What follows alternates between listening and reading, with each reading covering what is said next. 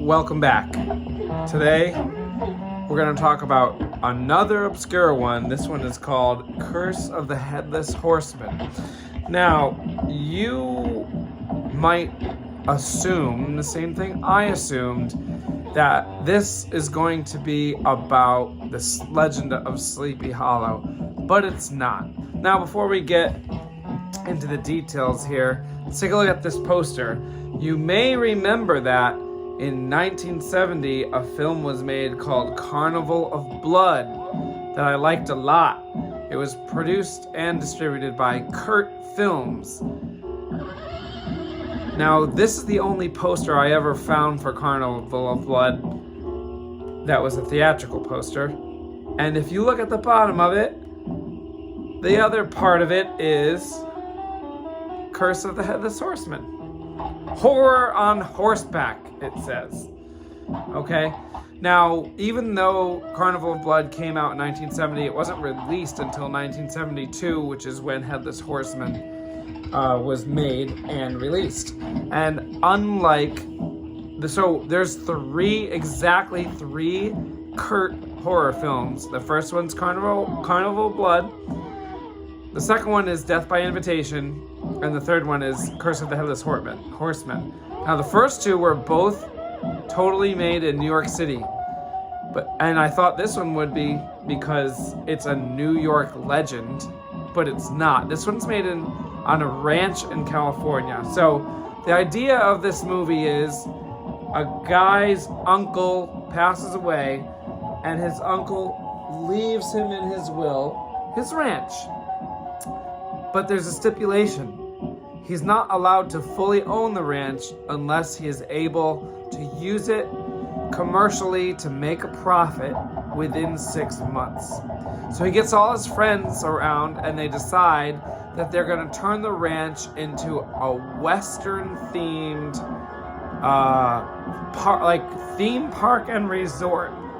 And so all these weird druggy hippies dress up as cowboys and do cowboy western stuff for the whole movie, and they do performances and stuff. About half an hour into the movie, the Headless Horseman shows up. Now, this movie, unlike the other two, is both poorly done and mostly boring. The other two were very cheaply done, but I liked them quite a lot, especially Carnival of Blood. This one was boring. Just not that much exciting stuff happens, but some exciting stuff happens. One thing that happens is there is a Headless Horseman, and he shows up a few times, and he throws blood on people. He shows up with his severed head, and then he whips the head around and throws blood on people. So that's kind of cool. Actually, I'm just looking at the poster here. It's really ridiculous.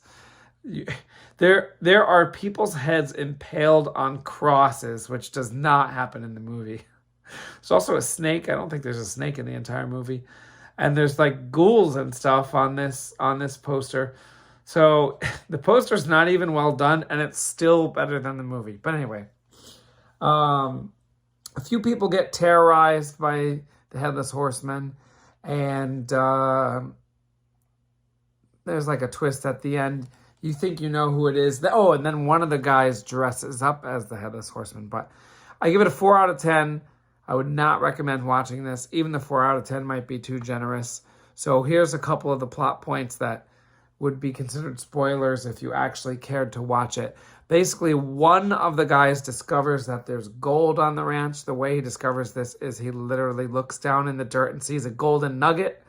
He doesn't even dig for it or anything, which is ridiculous. And so he ends up dressing like the Headless Horseman, but he's not the Headless Horseman.